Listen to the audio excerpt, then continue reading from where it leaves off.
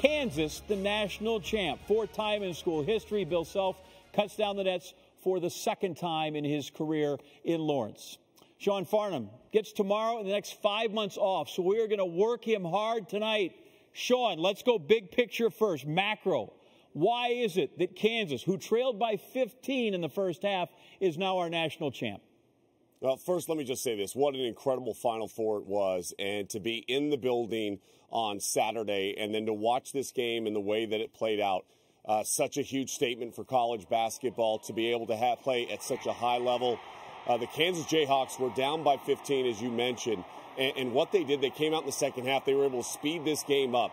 They created points off of turnovers. I believe 13 of the 18 points off of turnovers came in the second half. They got 26 points in the paint in the second half after only having 12 in the first half. They shot 58% from the floor because of all of what I just before mentioned. This was a team that came out in the first 4 minutes of the second half and let North Carolina know that it wasn't going to go anywhere. It was going to fight. And fight it did. It had the heart of a champion tonight in the Kansas Jayhawks. And it was their dudes, right? You had Obaji and you had McCormick do the damage. Well, yeah, but I would also say that I thought Jalen Wilson, who on Sunday I was saying could be an X factor in this game, he had 11 points in the second half. Remy Martin, who struggled in the first half, only had 3 points in the first half. He had 11 in the second half, the transfer from Arizona State. So, yeah, it was Abaji that set the tone. I mean, when they got him going downhill, and I thought the turning point in the game in particular, at 46-41, when Leaky Black went out with his fourth personal foul, that they had to change defensively how they were going to try to defend Kansas because Leaky Black in the first half made it a 4-on-4 game. He really did a superb job making sure that Ochai Agbaji didn't get a lot of clean looks and took him out of the offense for a majority of the first half, made him work for every single point that he had. So when he went out of the game in the second half with that fourth foul, now you're putting guys on an island a little bit, guys that aren't as capable at defending on the perimeter. And you started to see Christian Brown and a double-double for him, the heart of how he played, not just tonight, but even the other night when he hit those big couple of threes, the emotion that he provides for this team. This was a team effort by the Kansas Jayhawks. You know, I thought Bill Self said it really well in that interview with Jay Billis that aired on College Game Day. He said, listen, this may not be my most talented team. It's not. But it's the closest team that maybe I've ever coached in my life and the most together team that I coached in my life. And that proved to be the truest of all true statements. It wasn't just coach speak. It was reality speak. Because when you're down 15 points in a national championship game and you're getting pummeled on second chance points and you can't find any kind of sign of a rhythm or flow to your offense, it would have been really easy for Kansas to go in the locker room and say, you know what, we're struggling. Let's try to see what we can do in the second half and come back out. No. They stayed together. They believed in one another. And that showed up in the first 4 minutes, and they never let off the throttle the entire second half. Sean, this is the second time KU has had a big second half. Elite Eight, they came out and just ran roughshod over Miami. And it seems to me that this was sort of Bill Self, who says he's not a great orator, speech giver, that this was very much like a hockey coach, which is just, we just need to work harder and play harder and have more energy. This was not X's and O's in either of those cases. You agree?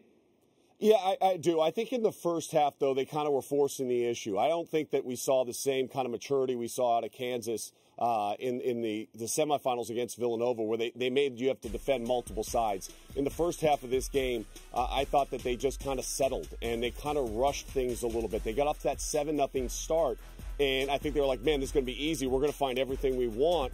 And that was not the case because Carolina, after that first time out in the first half, buckled up and was tough and was physical and more physical than the Kansas Jayhawks the entire first half. Brady Manick was outstanding. They protected the paint. They loaded to the paint. They didn't allow them to get any clean looks in the inside. What opens that up in the second half is when it starts at the defensive end of the floor. And that's where I thought Kansas really started to turn up their energy level. The offense, it's easy to flow with energy when the energy is spilling over because you're creating turnovers and you're in the open floor and you're in transition, which is where this Kansas Jayhawks team has always thrived.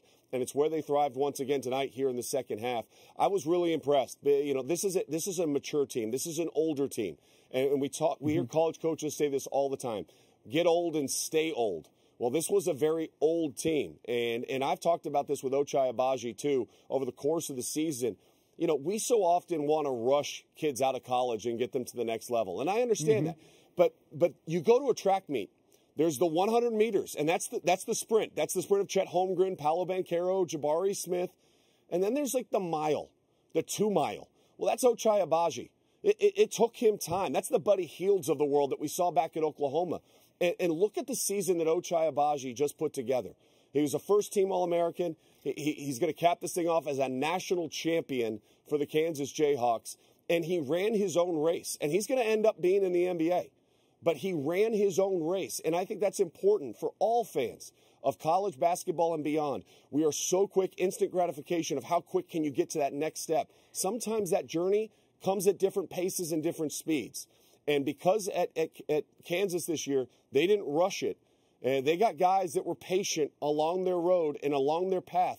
They're national champions. And listen, if there was a tournament in 2020, this Kansas Jayhawks team might have been national champions as well that year. The Big 12 has been the best conference in college basketball. They just went back-to-back national champions. Baylor a year ago, Kansas tonight.